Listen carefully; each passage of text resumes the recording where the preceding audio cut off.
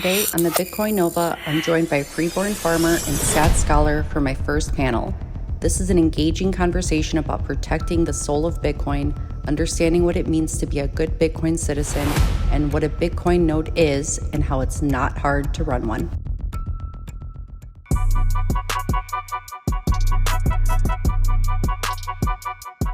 I have Freeborn Farmer here today and SatsScholar with me. We are going to be discussing the soul of Bitcoin, and it is a very important conversation. It is something that we always stand by and we defend, the decentralization and security of Bitcoin and what Bitcoin means to us and why we fight for that decentralization. And I think that we have a lot to cover today as far as understanding what's happening in the world today that's happening with core and knots and understanding all that stuff, but also just, how we. One thing I was thinking was we are so early in Bitcoin, we always tell people, but being early isn't just about the price. It means we are also early in defending decentralization. So that's something that I think is very important. So if you guys could introduce yourselves, Freeborn, you could go first. Thanks, Staci. It's great to be back on the podcast with you. The Bitcoin Nova has grown so much. Like every time I come on, you're at a whole new level, and it's Thank just you. awesome to see that.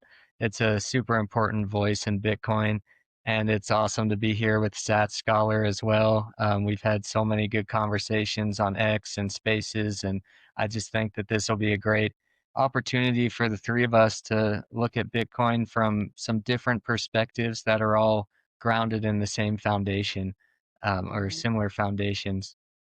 For me as a farmer, my life is really based around building sustainable systems that support a sovereign lifestyle and contribute to local economies and resilient systems.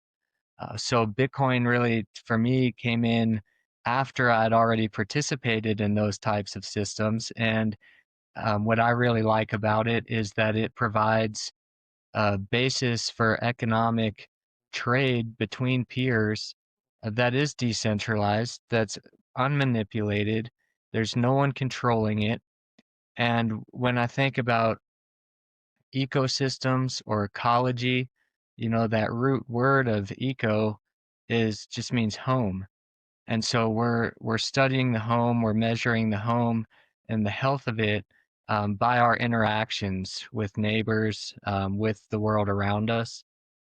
In the modern globalized, centralized economy, we've turned our home into a manipulated system that's really guided by lies, greed, power, and Bitcoin removes those things, or Bitcoin, I should say, has the ability to remove those things. And as you said, we're so early, and so we're still building the foundations of this system. Mhm. And so I think these conversations about what is Bitcoin, how does it come into our lives, and what benefits does it bring into our lives are so important to have right now, because those foundations that we build at this point will be a part of this Bitcoin system forever. Right. Um, as as one has just recently had a son, he's now 11 weeks old. These thoughts are really foremost and central in my mind because of that idea of future generations, and that what we're building now creates what they will have available to them in the future. Mhm. I've been stacking sats for my son since he was still in the womb. So he's got far longer than 11 weeks of stacking history, and I know that that'll continue for as long as he lives. So I have a lot of faith in the Bitcoin system. I believe it truly does have the ability to fix many of the problems that we've constructed for ourselves in this world. Um, and I appreciate the strength of the conversation on both sides, because I think it'll give us the ability to come to some novel ideas that have some compromise while also further strengthening those ideals that we hold so strongly within ourselves. So Mhm. thanks for having us here for the Yeah, conversation. of course. Thank you for that amazing, recap of who you are and why Bitcoin is important to you and how you've always been about decentralization far before you found out about Bitcoin. So that's incredible. And then we also have SatsScholar here today. Can you tell us a little bit about yourself and what the soul of Bitcoin means to you? Hey guys, I'm SatsScholar on X. I'm people like to say I'm like a Bitcoin expert. I'm not. People think I am, but Yes, he is. He is an expert in I don't know about Bitcoin. that. My voice is a little hoarse, so excuse me. That's okay. I'd like to share Bitcoin knowledge. I like to share my opinions on Bitcoin and just try to teach people certain aspects of Bitcoin that may or may not be out there. Not as tutorials, but just tidbits, let's say. Mhm. Um, Yeah, you're very knowledged, even though you don't think you are. Sometimes you don't think as much of yourself as other people do, but you've been talking to us about these ideas in the Bitcoin Army.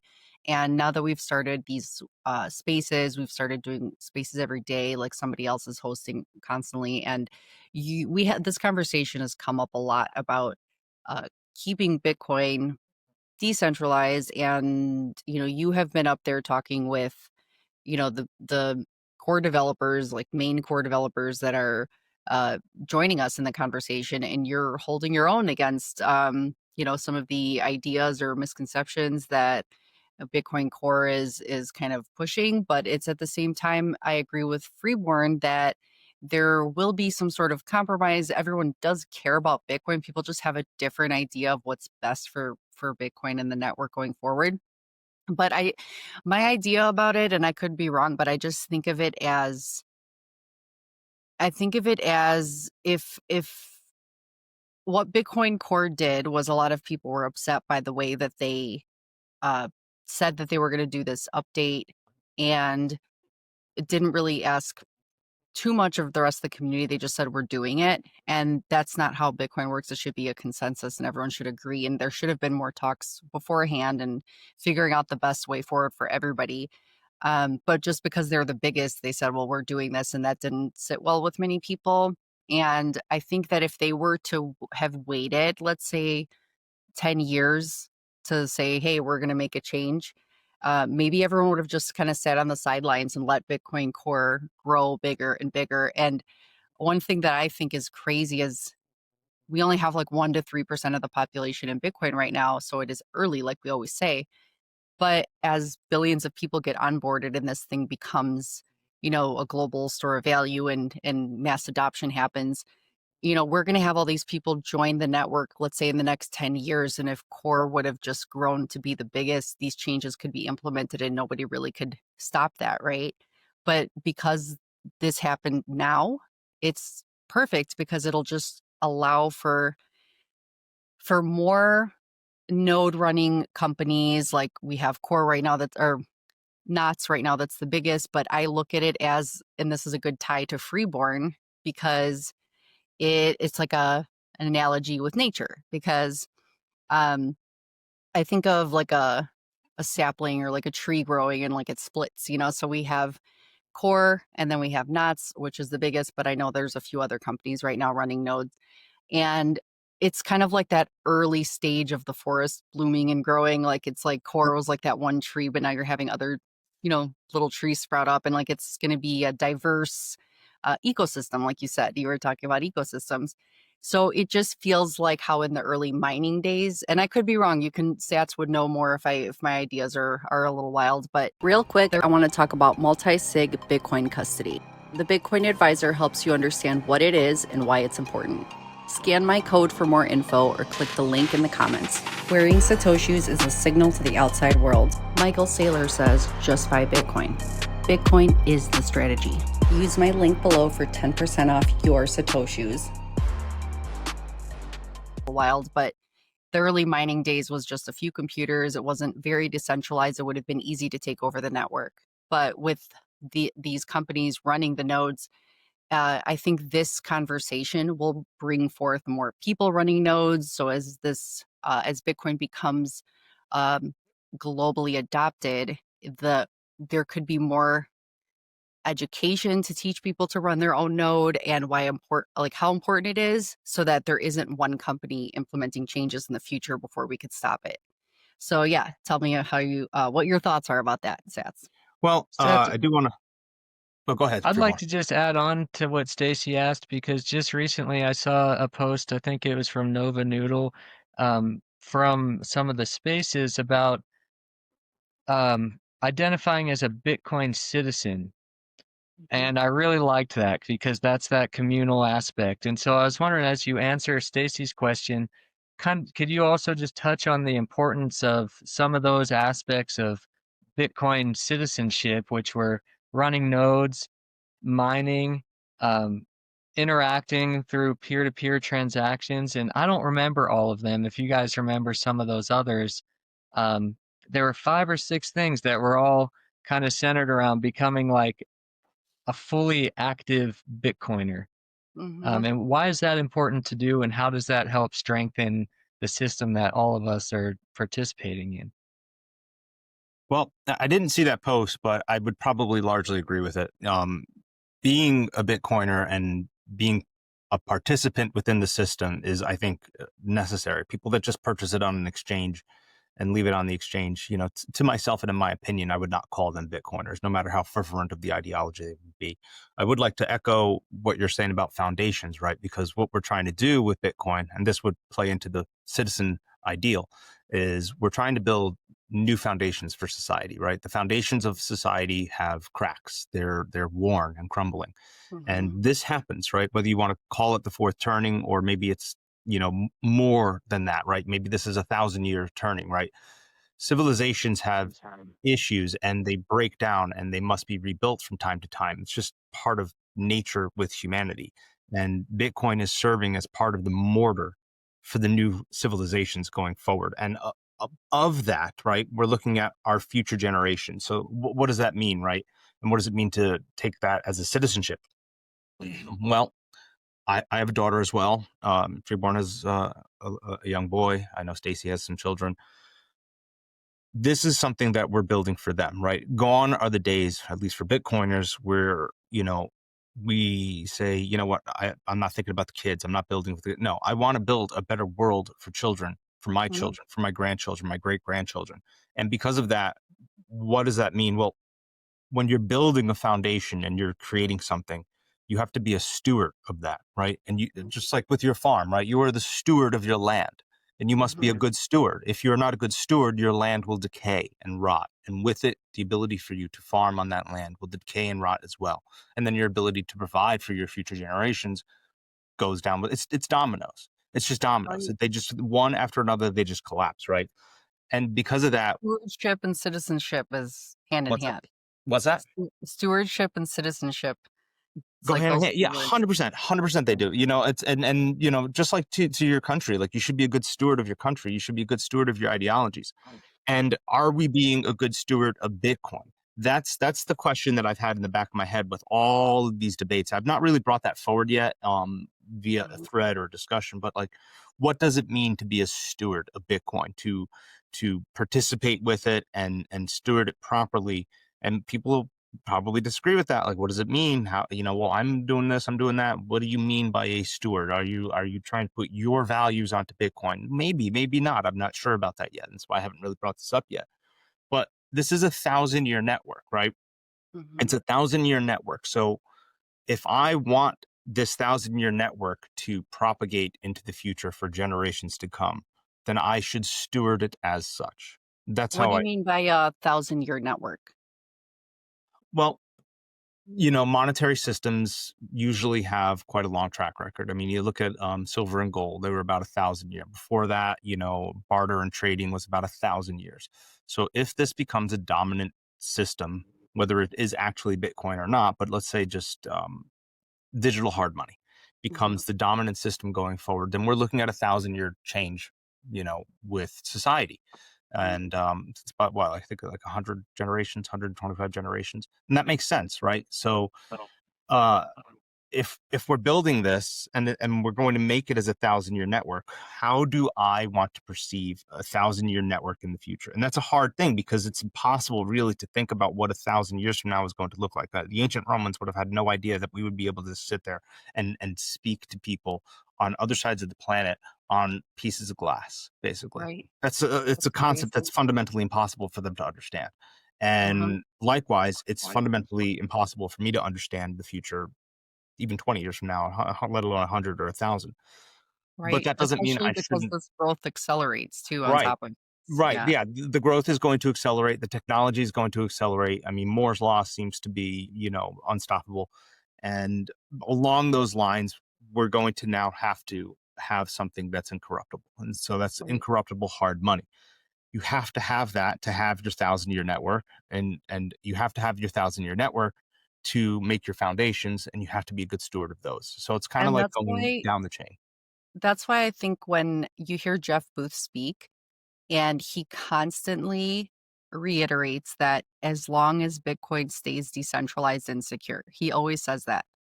Yeah. And he doesn't just say Bitcoin one period. He's like, as long as this happens, you know, it'll be Yeah. great. It'll, so it's like he reminds people this is like something that he just keeps repeating.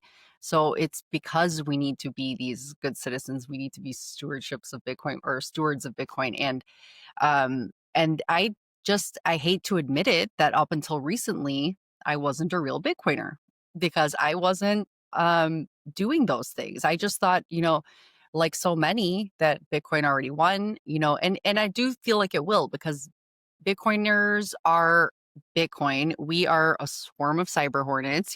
That's what the network is, right? So we defend the network by doing the work. You have to put in the work to because it also kind of reminds me of a talk I had with Tomer Strolight where, we are in symbiosis with Bitcoin. So we're working with Bitcoin together.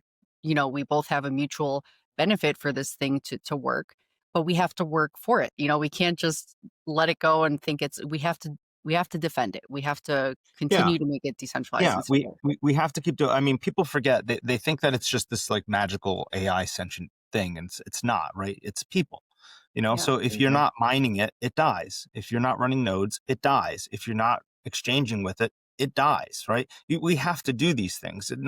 Nothing in the world of man exists without man furthering its progression. It Mhm. just doesn't, whether it's cars or trains or whatever. Like we're doing these things. If we stop doing these things, and you look at all these industries in the past, right, whatever they may be, or even ideologies, philosophies, the moment people stop talking about them or stewarding them, they disappear.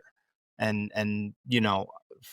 Freeborn with his farm and doing that, I'm sure he could speak to that about the loss of farmland that this country has seen in the last several generations. And it's the same thing. You would go back 100 years from now, certain states were clear cut for farm, and the amount of bountiful food that they created was amazing. If you told somebody, listen, man, in 100 years, there's not going to be a single farm here. It's all just going to be, large mega corporations. They would have called you crazy. They would, that's Oh, not possible. But now look, that's exactly what happened because people, they stopped being stewards of their land. yes, and And that's so why. much of that, Sats, Yeah, comes from a similar ideal of trying to maximize productivity rather than build foundations for long-term sustainable growth. And 100%. so, we've put so many artificial, fertilizers to improve productivity and then herbicides or pesticides to reduce competition.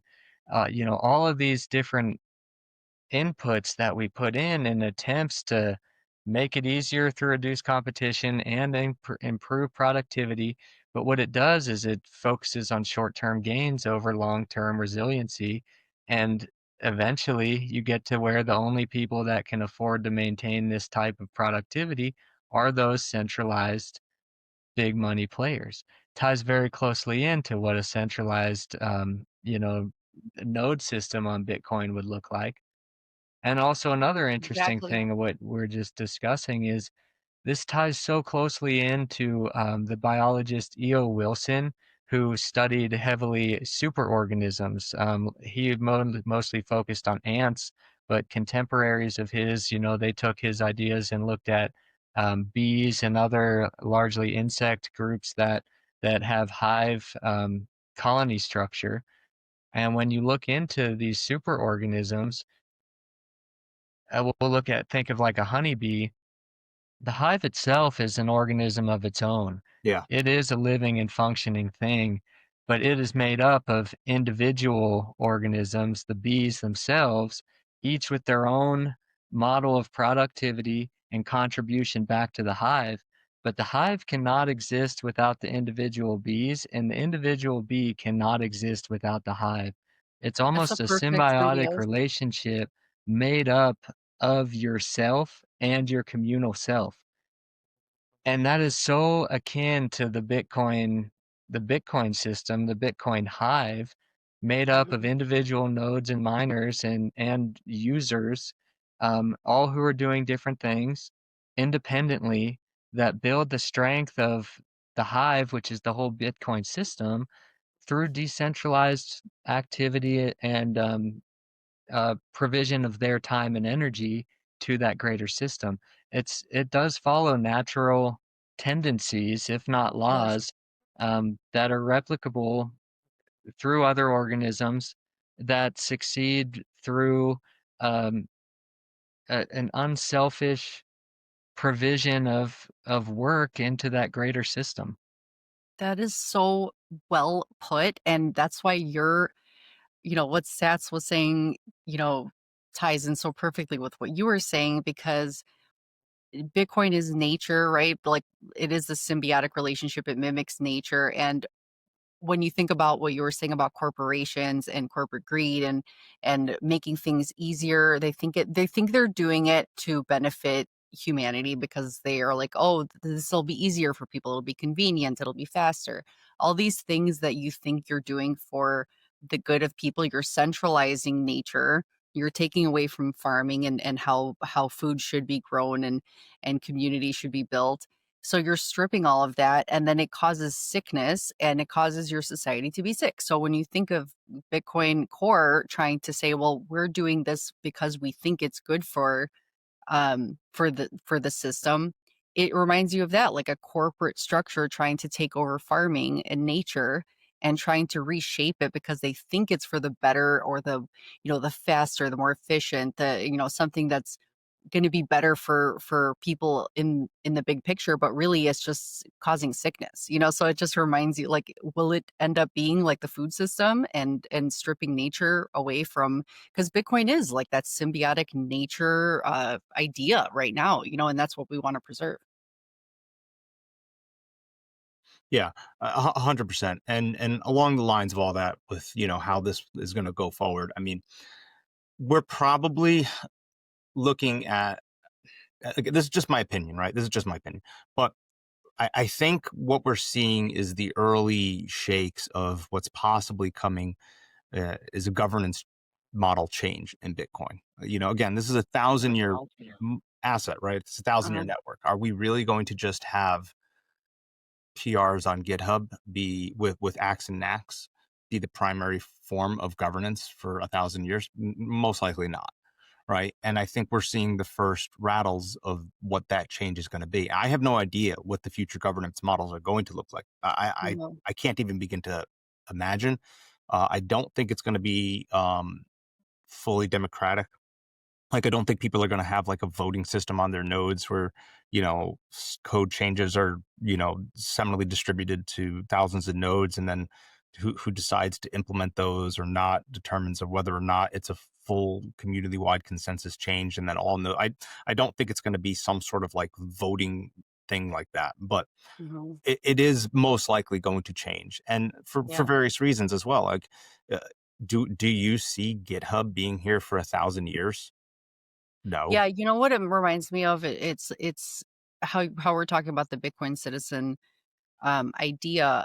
And I think that on like next week or this might, I don't know when this will be posted compared to when the space will run, but there's supposed to be a space coming up with one of my guests that's his name's Sal Pineda, but he's a politician and like a lifelong diplomat. And he talks about Bitcoin being this layer, this underpinning of the government, because it's a fragile system with the fiat system that's underpinning it right now. So he's very excited, and that's what I want. Like, our politicians right now have zero, like, it's all greed and there's no excitement about it. But I think when you think about a governance system in Bitcoin, and you think about Bitcoiners who are now going to infiltrate government really and reshape policy to teach governments that Bitcoin is a good layer to add to their, their states and their cities, to just have be able to save money the proper way going forward, so you're not stolen by inflation. But having this from a political stance, it would just mean, like, a lot of people that are excited about Bitcoin, there's another cyber hornet entering another layer. It's like these policy changes could be another part of the spectrum of Bitcoiners that are involved in strengthening that. So yeah, if you have people who have an interest at a not like a centralized level, I don't mean, but I just mean that, yes, it's going to get bigger, and it is going to get, I mean, literally, we're so early. So when you think about, we're so early in the fight, being so early, and more people spreading this conversation of how they should be a good Bitcoin citizen, which is one of his ideas. Um, that's hopeful going forward, to see that this is the root of this new thing being built, this new, like, realizing that we can't just let it go and rely on GitHub, like you said, and, just allow things to be taken over. Like, we have to keep contributing in whatever way we can. And whether that's you guys joining me, having this panel conversation, whether it's joining spaces on X and teaching people who might not know what's going on, sharing your voice in whatever way you can, running a node, those are all ways that you can contribute, to actually being a good Bitcoin citizen. So, I mean, this is just I love hearing about your idea about the government system being like, it can't possibly be the way that it will stay for 1,000 years. Like, I'm sure we'll see changes, and it's hard to imagine what that'll be. Yeah, there's Stacy, I've got. Oh, oh, sorry, go ahead, Sats. Freeborn. I wanted to say, you say something first, then I'll chime in because I want to say something that I would like Freeborn's input on.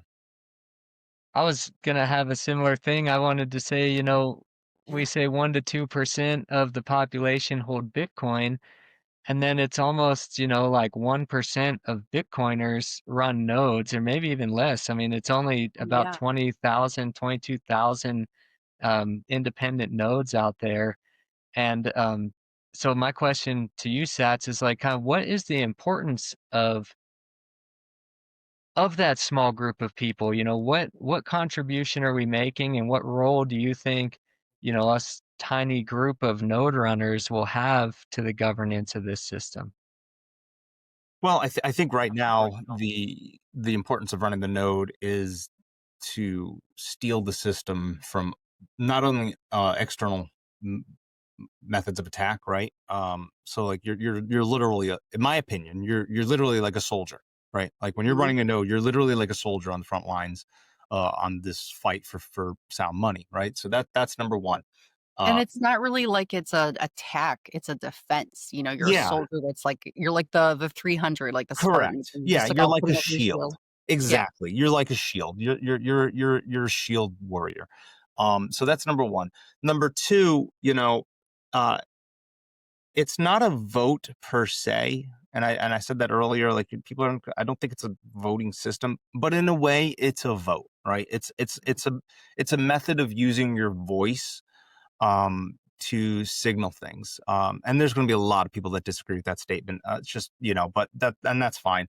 But I think that it's a way to signal your voice. It's a way to signal your voice on not only the policy or the consensus, if there's a soft fork or something like that, but it's a way to signal your voice against the entrenched fiat systems, right? If you're not okay with those systems, you're going to want to run a node. If you're okay with Mhm. them, don't. So it really is this active participation, right? So not having a node is meaning that you're not an active participant in this system, so Well, I want to ask you because I want to know, am I doing it right? Because I don't know if I'm doing it right, and I want other people to know if they are not doing it right. Is this how easy it is? Because I thought it was so much harder, and it's not. It's not KNOT. It's not. yeah. It's not that hard. But people think that Knots is like, they've heard something said about how Knots has more extra features than Core, and they think it sounds more complicated. And I guess it could be more complicated, but what I did was I had Core running on my computer, not recently since I heard all this stuff going on. I'm like, I don't know if I want to be running, like verifying the nodes through Core. Yeah. We haven't been running it, but then after all this stuff has been going on, I decided I'm going to go to bitcoinknots.org Yep. and download it. And it will literally took like 10 seconds. I think it was the fastest thing I've ever done. And it was it's literally like, I think it's just, it almost looked like it was the same app. Like I had the Bitcoin Core Knots is yeah. core. Like Yeah. Knots So is core. it literally just switched and it says Knots now on top. Yeah, But it looks like the same thing. It took like 10 seconds. I'm not joking. So I'm like, it was the easiest thing ever. And then it said it was 44 weeks behind. I let it run for a few hours, whatever, like less. Like it was pretty quick to catch up on the blocks. And then you could just have it running in the background, right? Is that contributing? That's the first step. I mean, that's the Okay. first step. There's even I think that's contributing. I know Luke Dashard doesn't agree with that. It's one of the things that him and I have a disagreement on. But he's not wrong when he says this, right? Use the node, right? I think just running a node is not just enough in totality, right? But it's Right. enough to just get on the network, right? Right. Like just get on the network, right? So Right. to me, that's enough in that sense. But that's your first step. But the next step would then be use it. Like actually use your node, send and sign transactions, and be a physical part, not just an ethereal part of the network, if that makes So sense. if I wanted, I see that it has the option for a Bitcoin wallet there. So when you want to verify transactions yourself, so when you have Bitcoin being sent from your wallet, let's say, and you want to send it to someone else or anything, do you send it to the wallet on Knots, You and then could. from there you send it out? I wouldn't do that. I mean, I would Okay. recommend that people don't use the node as a wallet because Right. you're it's on your computer, right? And Right. computer is online, so just assume that it's compromised. But only, like, what I'm saying is, don't use it as a wallet, like storing Bitcoin there, but as an intermediary for sending. Well, that's through it? exactly your node is your think about it like a mailbox, right? Your node is Okay. a mailbox. That's cool. You've got a mailbox. That means you have an address, right? But if you never send mail, what's the point of having a mailbox? Okay. So yeah, So, use but it that's the whole point, is to send it there just to send it back out of there? in and out. In and out, right? So yeah. So we're not taking the easy way out by like just copying someone's Bitcoin wallet and sending it. We're actually going through that mail center Right. and then sending it back out. Okay. Yeah, and that's how your node will verify your transactions. If you Okay. don't, then you're trusting somebody else's node. Again, Right. mailboxes. Give your mail to your neighbor. Hey, John, can you mail this out for me? He's probably going to mail it for you, right? He's probably going to, but Right. will he? So if You somebody, could let's bet. say in my case, like I buy Bitcoin on the exchange, like I'll buy it on Strike or Yeah. something. So when I buy it on Strike, sending it to cold storage, instead of sending directly to cold storage from Strike, you would send it to your Knots mailbox and then send it to your cold storage that way. It kinda. So Okay. you're Sorry, I you're just want to understand this because I know a lot of people probably feel the same way. yeah. So I just want to make sure that they can learn how to do it, what's a good way to do it, how to do it, like simplified enough where they're not like, oh my God, I can't do that. Like I want people to be able to do this. BTC Sessions has like really good tutorials on exactly how to do it, but because it would be hard for me to just describe it and not show it how it's how to do it. But basically, what you do is the node creates your receiving address, right? Your receiving address is tied to your hardware wallet, and so you're just going to send it to that. Okay. That's all you do. You just send it. Oh, You could okay. create multiple. Like what I do is I create multiple receive addresses through the Gotcha. year, and I DCA through those. So I don't have to be like at my node, creating the receive address every time I want to do it. The signing device, right? Your hardware wallet is there to create your XPub, which you load into things like Sparrow, which then you connect to your node. Okay. And that allows you to then sign outbound transactions. Mm. So it's kind of the same in reverse. And So which platforms, like, is it Sparrow, and are there other ones that yeah, there's Nunchuck. There's other software wallets that are out there, and of course, there's a myriad of hardware wallets as well.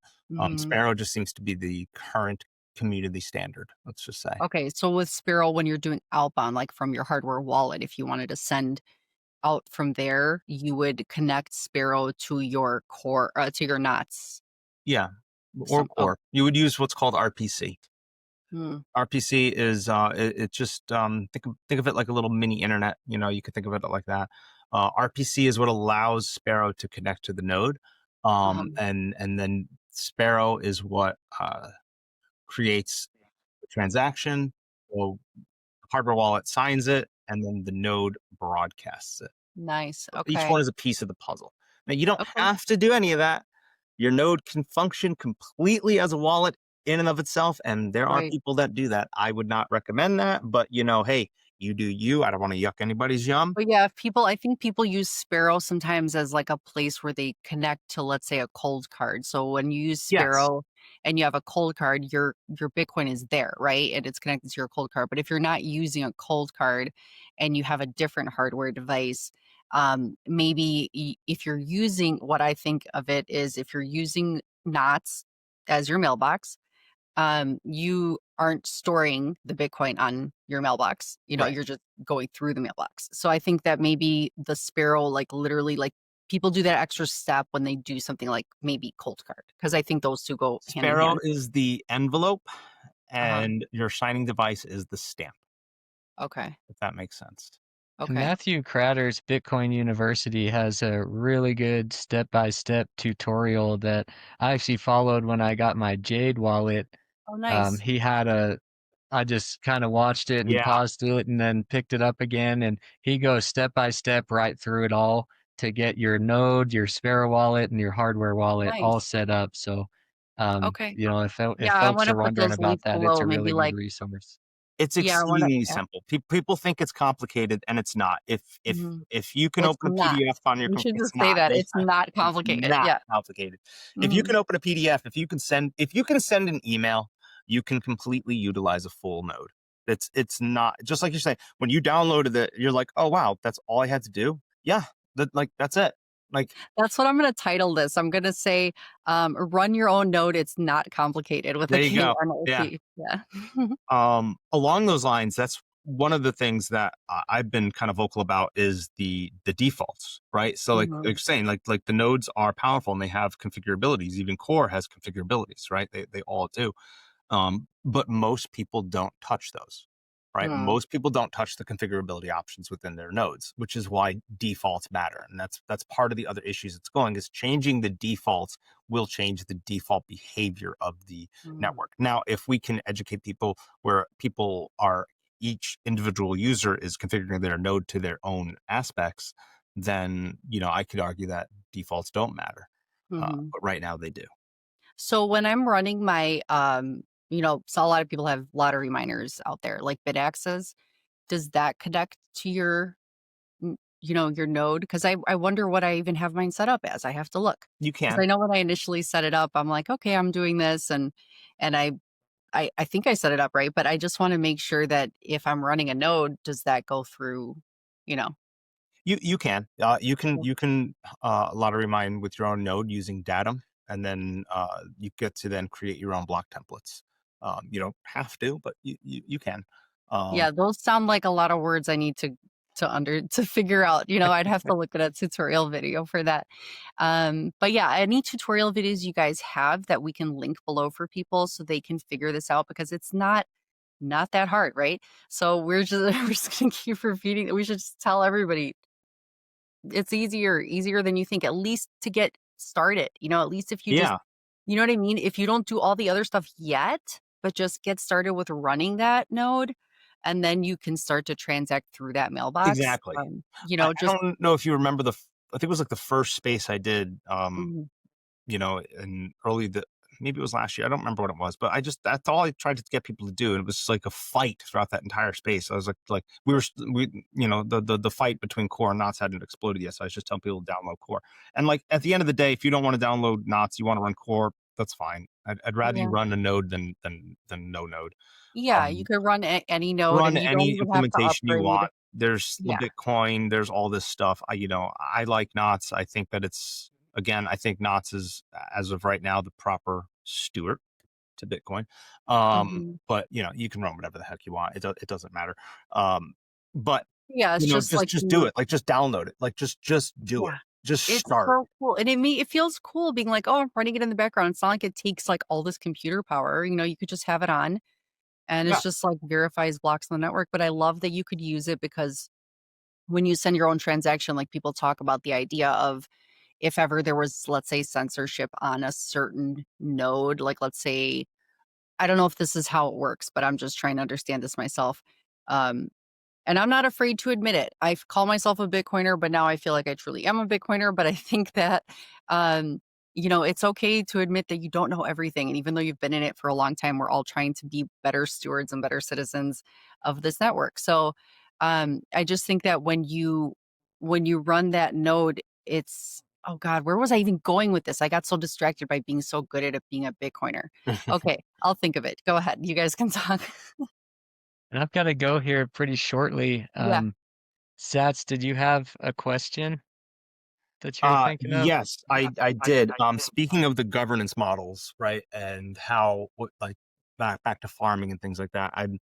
And the politicians getting involved and that this kind of direction that we're going. And I would be dying to hear your input on some of that, because to me, I think that there's a lot of slippery slopes with that, and of allowing certain aspects certain aspects of the old system, right? Because in my opinion, they're incompatible with the new future that's coming, right? So having them try to exert governance onto this system, it's a moot point. And I would love to hear Freeborn's input on that.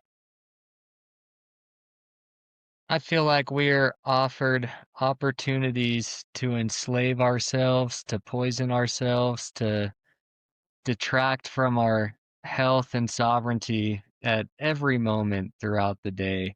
And that's the new approach. You can't take rights from people. You can offer them the opportunity to give their rights away for some meager convenience or lie of time savings. I mean, I just think of all the different things that we're offered that say save time, bring more convenience to your life. Um, make sure your refrigerator door is closed, like from a phone app or something. It's like, are we really like we're not capable Mhm. of just like closing our own refrigerator doors anymore? And like now we have to give up an entire map of every Yeah, aspect of our home to a corporation for them to tell us so simple of a thing as we turned our oven off. we Yeah. we just are given all these opportunities to give away our sovereignty. And so as a farmer, I do it the hard way. I yeah, mean, we run this. I mean, with my wife taking care of our infant son. I mean, I'm out there on my own. I've got a part-time help that helps with like the morning and evening chores, but um, and most things in my life, I like to try and do it the the way you do it by hand yeah. and see if it's something I even want to give Have up. you A run lot of into this? times those are the aspects that are enjoyable parts Mhm. of an Oh, activity. absolutely. It's where the pride comes from. It's where the sense of accomplishment. It's where Mhm. the learning of like that ecosystem. It's by being fully engaged in a task is where you learn how that task fits into other things. Yeah. um, so I'd recommend when it comes to those things, at least try to do things yourself, and that way you can decide if it's worth getting rid of. Have you Yeah. If run it's into if it's issues worth. with? I didn't mean to cut you off. I know I'm just trying to get this in before your time comes out. I'm sorry. I apologize. Mhm. Have you run into issues with like John Deere with the right to repair and issues like that? Well, my newest tractor is a 1984, and that one is actually it's a company called Belarus, and it was made in Russia, and it was specifically made to be able to be serviceable, That's like awesome. in these, like That's like awesome, these man. Yeah, crazy remote areas. Um, that's Other great. than that, like I have a John Deere tractor that's a 1970 and a Wow. Massey Ferguson that's a 69. And all of those, you can order every part from a used, or a new part from like an old tractor site Yeah. because I mean, usually with like my 1969 tractor, I ripped out all the wires. It's like I don't work at night, so I don't need lights and things. There's Hmm. a wire that goes from a button to the starter, and to the battery, and that's it. These Yeah, new tractors are so Oh yeah, complicated they're very that you complicated. you can't really work on them on your No. own. Um, and it's the same with my vehicles, my farm trucks. I think about it all the time. I'm like, man, if these auto part dealers were to disappear overnight, you'd yeah. just be forced to buy brand new stuff and I'd be out of business. So That's why they it's make kind of it by like that design. decentralization thing again. As Yeah. long as there's people out there providing services that they're well suited to, it benefits us all, and we need, Oh yeah. a guy that's into 1960s tractors that keeps a full, Mhm. line of parts online and Oh yeah. things like that. I think we're going to see a resurgence too in local mom and pop machine shops. I don't. I mean, I make fun of like even Ford. Like I like certain aspects of Ford, but like their taillights are CAN bus. Like why? Mhm.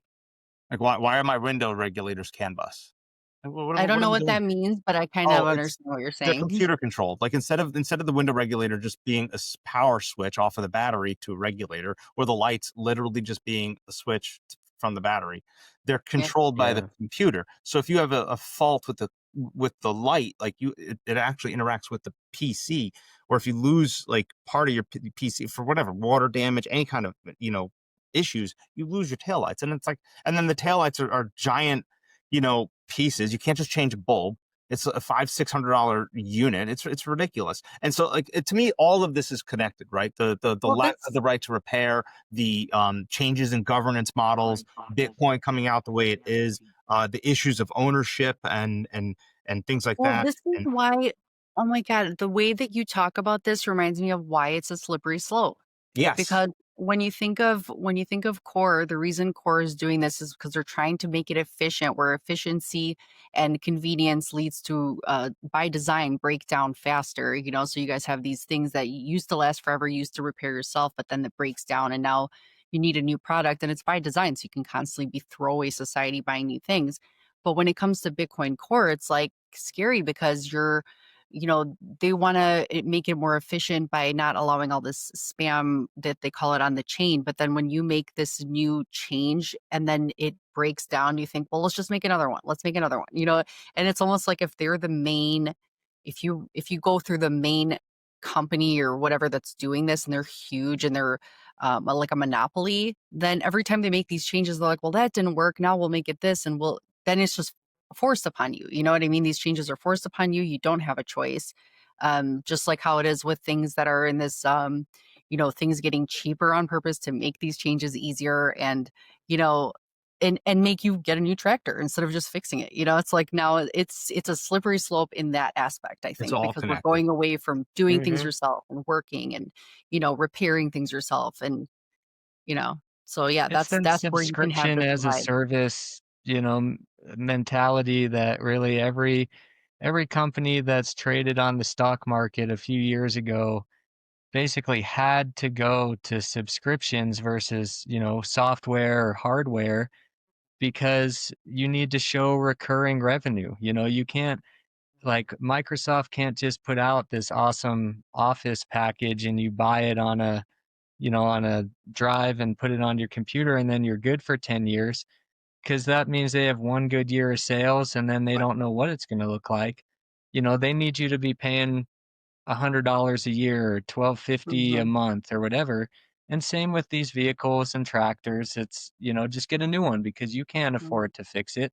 So it's like we're already on a subscription for as a service for automobiles and appliances, and it's that Mhm. fiat system playing games to make it look like they're churning along healthily, while in reality it's a patient on a hospital bed with, Mhm. every line available and every medicine just getting pumped into it. And they're trying to tell you, look at how vibrant this is. It's just like it's Right. a It's dying like the system with like a never ending need for life support. That's it's exactly like right. trying to just pull the wool over your eyes, like, it's for your own benefit, it's for your own good, it's for your own Hmm. convenience, but it's not like you need those things, like, it's kind of like decay of, like, society in that way too because, like you said, it's good, like, you feel a sense of pride for doing the work, you feel a sense of strength for doing the work, you feel all these good things that are good for you for putting in the work, and Bitcoin is, in that way, proof of work. It's like nature should be that way, but it strips people of these abilities as you move forward in society, so you feel more depressed, you feel sicker, you're not getting these benefits of, putting in work in a way that makes you feel rewarded, you don't get any of that. Guys, I've got to go. This was Yeah, super enjoyable. I would call thank it you. part one. And Yes, Yeah. Part one. I this love is this, awesome. right? I would love to do this again because this is definitely, like, the most important topic we can talk about right now. There are more, like, other fascinating topics I like to talk about in Bitcoin, but this is definitely you know, this is what we need to do, and continue the conversation, teach more people. So thank you for joining me today. Thank you, Sats. If you have anything else to say before he goes, or No, I think I'm good. okay, awesome. Thank you guys so much. I can't wait to post this and share this. This has been incredible. I think people are really going to find so much value in it. Have a great day. Thank you, Stacy. Thanks, Thank you, guys. Freeborn. See ya. Take